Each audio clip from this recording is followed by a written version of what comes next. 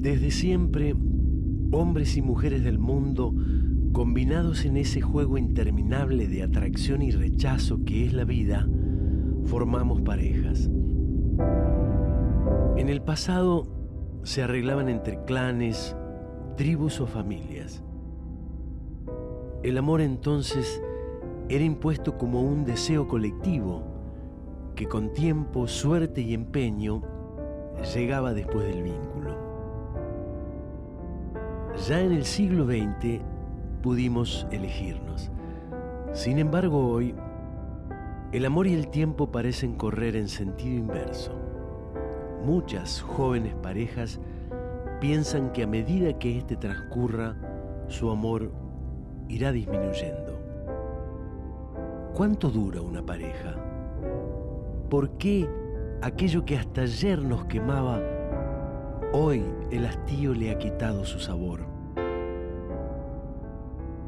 En 1963, un joven cantor tucumano, Ramón Bautista Ortega, pensó en ello, mientras caminaba sin saberlo hacia su destino de ídolo popular de América. Compuso junto a Dino Ramos una canción diferente sobre el amor. Se llamó Sabor a Nada. ¿Qué nos sucede, vida, que últimamente ya nos miramos indiferentes? Hay algunas canciones que conquistan nuestros corazones y ahí se quedan para siempre. Sean folclore, tango, rock, melódico, todas ellas contienen las claves genéticas de nuestra cultura. Pero, ¿de dónde vienen las canciones? ¿Cómo las hicieron sus creadores? Estamos en la búsqueda de ese momento mágico, cuando la canción nace, sale al mundo, entra en nuestras vidas y se convierte en cultura. El primer archivo audiovisual de la canción popular argentina se llama ¿Cómo hice?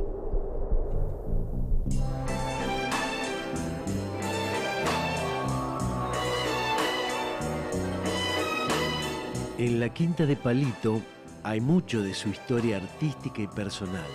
Trataremos de saber cómo hizo la canción y qué fue lo que lo impulsó a fin de los años 60 a realizar un viaje tan trascendental para su vida. Inicialmente, cuando vos venís de allá, de Tucumán, ¿ya venías con la intención de convertirte en un cantante? Cuando yo llegué acá, a los 15 años, no tenía dónde ir, no tenía amigos ni familia, y como aquel navegante que ve una luz, de repente un faro, y que no sabe muy bien por dónde va, pero aparece un faro, ¿no? que lo orienta. Yo me quedé toda la noche en Retiro, y enfrente de la estación de Retiro, en la plaza, había un parque de diversiones que se llamaba el Parque Retiro. Y había lucecitas que prendían y apagaban, y me acuerdo que ahí escuché el primer rock and roll, y esa noche me quedé toda la noche ahí escuchando música, y bueno, hasta que se terminó la función, y me quedé, y pasé la primera noche ahí. Ajá. Así empiezo mi existencia en Buenos Aires, pero siempre con esta idea.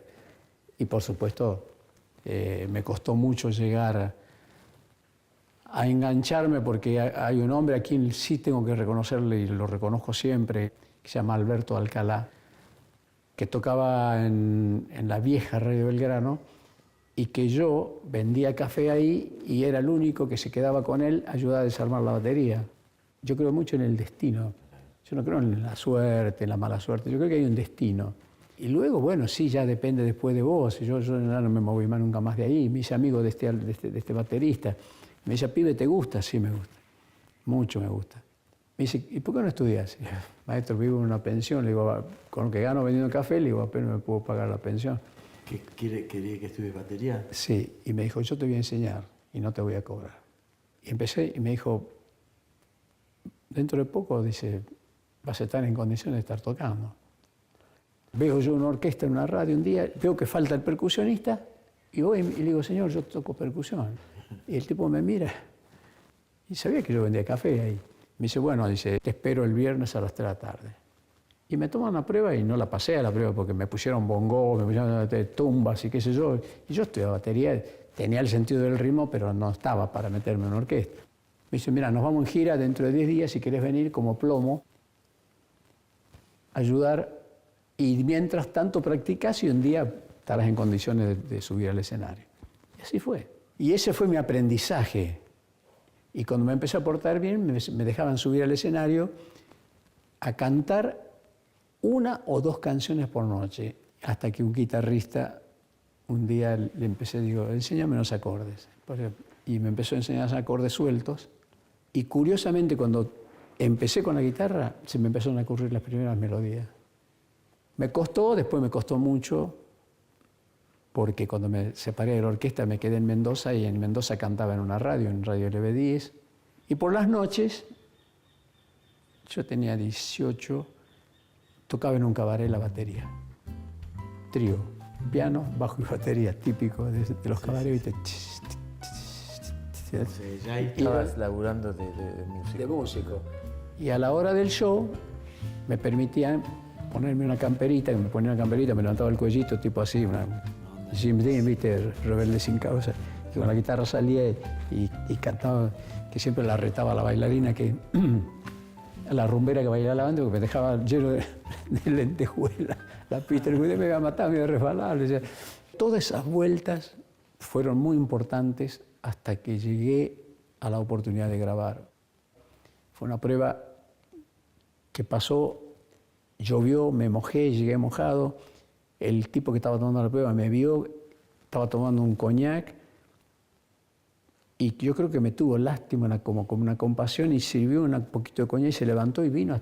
Y éramos como, no sé, 20 que estábamos en la cola esperando y de a uno iban pasando al estudio y él lo escuchaba y me dio un traguito de coñac. Y yo siempre digo que es una de las pocas veces que me pasó que algo me olió a infancia. Y pensé en el ingenio azucarero donde yo nací. Ese olor que hay en época de zafra, ¿no? Esa cosa del azúcar, de la miel quemada, de no sé qué. Y bueno, cuando me tocó, entré y canté un par de canciones y curiosamente ya había escrito Sabor a Nada. No me digas. Y coincidió que él estaba enamoradísimo de una chica que después integró también el Club del Clan, que era Jolie Lan. Ese día estaban como muy peleados y cuando canté Sabor a Nada, el tipo me la hizo repetir. Qué bárbaro. Y volví a cantar la canción y me di cuenta que ese detalle fue muy importante en ese momento para que me dé la oportunidad finalmente, el sí para grabar. Son las cosas, diría yo, mágicas que le pueden pasar a una persona en un oficio determinado. Sinatra me invitó en su momento, si yo no quería subir a cantar con él, justo precisamente Sabor a Nada. Yo, ¿cómo voy a subir a cantar con Sinatra? No. Yo hoy me arrepiento porque digo, finalmente, ¿qué importa lo que ya podrían haber dicho en ese momento? Yo tendría en mi archivo ahí cantando con Sinatra, él iba a cantar en inglés y yo en español una parte. Y ya después, a mí hoy me impresiona, yo vengo ahora de Colombia, me impresiona que en un momento hago un break con toda la orquesta y dejo a la gente y la gente sigue cantando sola. Cosas muy curiosas pueden pasar. La satisfacción de ver en Inglaterra un video en el Albert Hall de Londres a una banda alemana haciendo una selección de Beatles y terminan con Obladi Oblado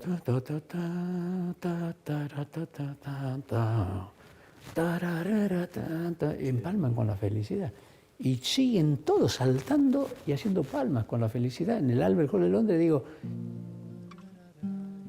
llegué ahí. Los jóvenes nacidos en los años 40 y 50 tuvieron conciencia de que podían romper el cerco de su condición social y cultural. Y vos hiciste todo un viaje que es simbólico también para mucha gente, ¿no? Y creo que de alguna manera representa esas posibilidades que hubo en la Argentina durante muchos años de hacer una evolución desde una condición social hacia otra, ¿no es cierto? La vez que yo fui a hablar con Luis Andrini, le digo, don Luis, yo lustraba zapatos en Lules, en una puerta de una confitería, y enfrente había un cine. Y yo más de una vez, cuando ya tenía las monedas suficientes, pagaba la entrada para ver una película suya. Mire lo que es el destino. Le digo que yo ahora estoy sentado frente a usted y le vengo a proponer hacer una película juntos donde yo lo voy a dirigir. Y él se quedó mirándome y me dice, bueno, ¿cómo no, pibe? ¿Por qué no? Y ahí hicimos Vivir con Alegría. Fue muy bien la película. Hicimos la segunda, Qué linda es mi familia. Y ahí lo junté, que nunca habían trabajado juntos, con Nini Marshall. Y yo digo, yo estoy dirigiendo a estos dos señores. Y yo pensaba en el cajoncito de ilustrar frente al cine. Lo triste es que cada vez quedamos menos en casa. Ah, pienso yo que valgo por 10. Ah, sí, para ser más ganas siempre vales por 10. Ya salió. ¿Qué nos sucede, vida, que últimamente? Yo te quiero preguntar una cosa, al haber sido integrante de Almendra, habernos cruzado en los estudios de grabación. ¿Vos sentiste que nosotros veníamos como a patear el lugar que ustedes ocupaban en ese momento? A mí me quedó siempre la sensación de que hubo una bisagra. Esa bisagra fuimos nosotros. Y empezamos, y empezaron a aparecer toda una camada, una generación nueva que ya empezaban a hacer otra cosa, que ciertamente tenían, como nosotros hemos tenido la influencia del rock and roll, ya venía la influencia beatliana y todo. Entonces, y eso empezó a crecer y empezó a tomar sus propios rasgos, ¿no? Sí. Su propia personalidad. Yo lo vi a Luis Alberto. ¿Qué tenía Luis Alberto? Tenía 18. 18, sí. Luis y yo teníamos 18. Bueno, hacen una reunión en el Teatro Pairo. Se iba a hablar de la música nacional. Me invitan y voy. Cuando le tocó hablar a Luis Alberto, yo me quedé impresionado con la inteligencia de este chico. Las cosas que dijo. Ahí lo descubrí. El tema es que después también aparecieron un grupo de chicos que pensaban que ellos habían inventado la guitarra eléctrica. Sentían que eran superiores, que eran mejores. Y en verdad es posible que sí, que hayan sido. Pero lo arruinan todo cuando lo dicen, cuando lo hacen notar. Extrañamente, Sabor a Nada no representa la temática festiva de casi toda su carrera. ¿Lo de las canciones alegres habrá sido una elección personal o de la compañía grabadora? Yo he sido un hombre absolutamente con un espíritu positivo. Me han criticado muchas veces porque creían que yo, viniendo de donde venía, yo tenía que responder más a esa parte. No irme al extremo de estar cantando la felicidad, corazón contento, viva la vida y todo. Y yo creo que era mucho más valioso esto que quedarme en esa parte gris y muchas veces oscura de mi vida, de mi pasado. Y creo que construyo, que hago mucho más si yo le digo a la gente, se puede. Yo prefería siempre cantar en positivo. Para mí la vida era un desafío permanente y el desafío es estar vos dispuesto a afrontar el desafío. La experiencia que tuve de Sabor a Nada fue la demostración de que Palito compone otras cosas que no son las comunes. Palito, yo grabé casi todos los discos con él y trabajé muchos años de gira con él. Y tiene unos 10 o 15 temas maravillosos como Sabor a Nada, pero nunca supimos si las compañías no querían que Palito se salga de la tónica de la felicidad y esos temas, y nunca los grabó él. Yo tenía 6 años cuando escuché por primera vez Sabor a Nada. Y me gustaba Alejandra, que era una chica de la esquina. Entonces, ¿qué nos sucede, vida? Que eso que era como un bolero, me encantaba poder imitar esa voz. Que, viste, Palito Ortega tenía una cosa como que era imitable, ¿no? Viste que hay cantores que son imitables. Es una canción muy inspirada, con una letra muy interesante y que marcó una época en mi vida, en la vida de mi papá y de mi mamá. No sucede, vida, que... ¿Cómo hice?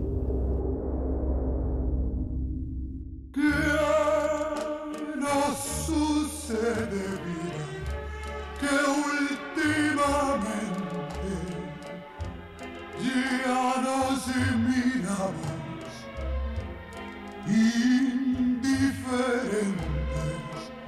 Y todo aquello que hasta ayer nos juntaba, hoy la rutina ya le dio sabor a nada, vive.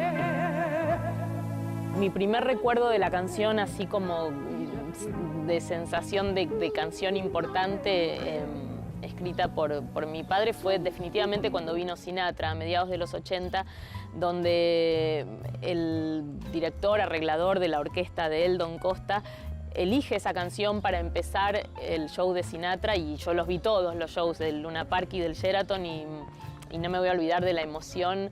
Primero cómo sonaba, tocada por esos músicos, y con este hombre dirigiendo esa orquesta, que era un genio absoluto. Y segundo, de la sensación de que era una canción importante, que había sido elegida por esta gente. Incluso la idea de ellos originalmente había sido de que mi papá cante un pedazo de la canción con Sinatra. Y mi papá no se animó, y me parece que hizo bien en no animarse, subirse a, digo, el cantante productor que lo había traído a Sinatra a la Argentina, subirse al escenario a cantar un pedazo de su propia canción. Me hubiera parecido que tal vez no hubiera sido muy bien recibido.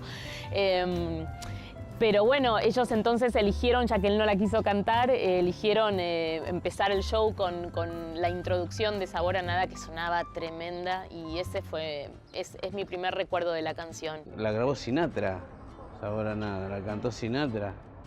Eso ya evita todo tipo de discusión con la canción. Ya es más allá de Palito, de versión original, cover o lo que sea, es una de esas canciones que marcan un montón de canciones que vinieron después dentro de ese estilo, ¿no? Es como un básico. Históricamente pensaba qué raro los hombres cantando, queriendo hablar del asunto. Bueno, reflexionemos, qué nos sucede, vida, que no es muy de los hombres. Parecía como más, siempre como un texto más femenino, ¿no? Que las chicas queremos hablar siempre. No, los hombres nunca quieren hablar. Pero me parecía que en el 63, que fue hecha la canción, pensaba, mira, como que hay algo de los hombres ocupándose de hablar de lo que pasa.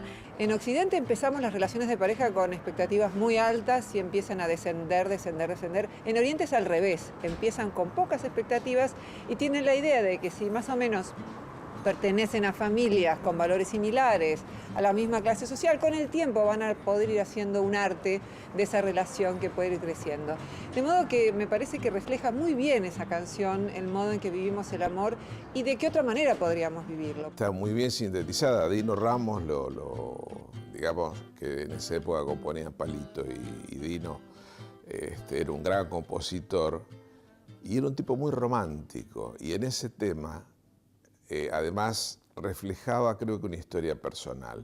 Luego, con los años, ya nosotros empezamos, como muchos como yo, empezamos a darnos cuenta qué tanto tenía de verdad esa historia porque la vivíamos nosotros mismos. Cuando en el 63 Palito grabó el tema en los estudios de la RCA Víctor, no imaginó que él también tendría su propio laboratorio de ideas y emociones. vos cuando hiciste el tema, ¿es una cosa autobiográfica eso que vos escribiste? No. El tema es así. Nosotros pasábamos con Dino Ramos, que fue mi compañero inseparable del primer tramo de mi carrera. ¿Y ahí qué edad tenías, más o menos? 18, 19. Entonces un día, estando aquí en Capital, nos vamos a tomar el tren en Retiro para ir a Martínez. Nos sentamos y una pareja delante nuestro, muy joven, empiezan a discutir en voz baja. Y llegó un momento que se puso muy tensa la cosa y él como que levantó la voz y ella se tapaba la cara y se notaba que estaba llorando, ¿no? Ajá. Y el flaco, Dino, sacó un papel y un lápiz y empezó a escribir frases. Nos miramos con indiferencia, qué sé yo, y escribió todas las palabras principales. Las básicas, ¿no? De la historia. Cuando llegamos a Martínez me dice, toma, dale forma. Entonces empiezo a buscar y me costaba. Era el me costaba. argumento. Era el argumento y me costaba.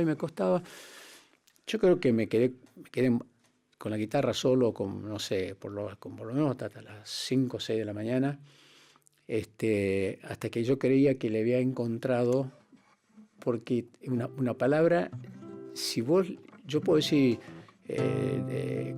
que no sucede, vida, que últimamente ya no miramos y ya pareciera que si le erras a eso, la canción, por buena que sea la idea, no le llega a la gente. Sí, sí.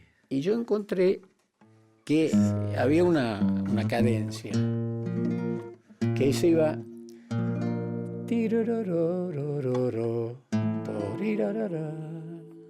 Pero cuando vos hiciste eso, iniciaste con la frase que ya quedó. Claro, es que encontré para esa primera frase, que ya estaba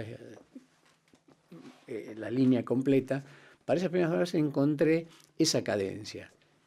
Y de ahí casi ya te vas medio solo. Y ese es el trabajo que uno se toma. Me había costado como a las 6, pero me levanté temprano porque estaba ansioso para hacérsela escuchar. Claro. Y la escuchó y me dijo, te felicito. Dice, hiciste un trabajo bárbaro.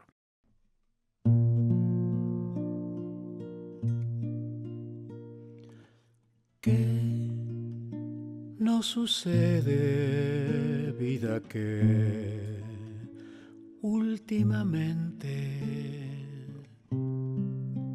ya nos miramos indiferentes y todo aquello que hasta ayer nos quemaba, hoy la rutina ya le dio sabor a nada. Dime, ¿qué nos sucede, vida, que últimamente ya discutimos por pequeñeces y ese amor que hasta ayer nos juntaba, hoy la rutina ya le dio sabor a nada. Reflexionemos, vida mía,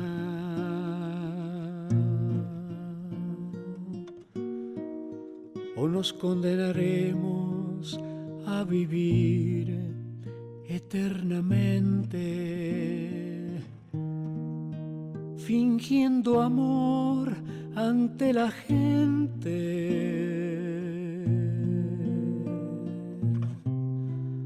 Y y a no soportarnos al vivir íntimamente. Dime, ¿qué nos sucede, vida, que últimamente ya discutimos por pequeñeces y todo aquello que hasta ayer nos quemaba? Hoy la rutina ya le dio sabor a nada.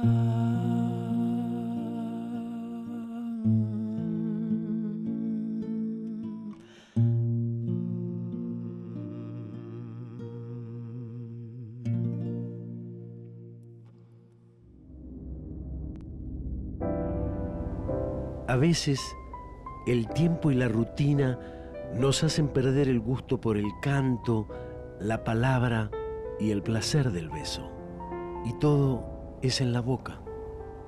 Con eso, Ramón Palito Ortega y Dino Ramos hicieron una canción que habló sobre la pérdida del gusto en el amor. Sabor a nada. ¿Cómo hice? La historia de las canciones argentinas inolvidables. A vos te doy mi mejor canción. Sabor a nada de Palito Ortega me trae unos lindos recuerdos. Yo estaba de novia en esa época, muy enamorada, y bueno, y al salir con los amigos compartíamos un picnic al lado del río, y bueno, y me trae recuerdos muy lindos, y nada, es eso. Y elegíamos eso de las 11, 11 y media, 12 de la noche, Sabor a nada, porque era uno de los lentos que había salido en ese momento. Entonces elegíamos ese tema, el lentito, como para estar más cerca de la chica que nos gustaba. En el año 71 era muy joven, y empecé a trabajar aquí en una cantina de La Boca en esa época, que todavía existían. Y nos tocó acompañar con un cuarteto que tocábamos en ese boliche, acompañar a una cantante, justamente este tema Sabor a nada, y fue de terror porque no hubo forma de que la cantante pudiera encontrar el tono en todo el tema. Creo que nosotros tampoco. Unas baladas como esa eran muy buenas para lo que se escuchaba. Inclusive yo creo que es el mejor tema que jamás hizo, ¿no, Palito? Llévatela.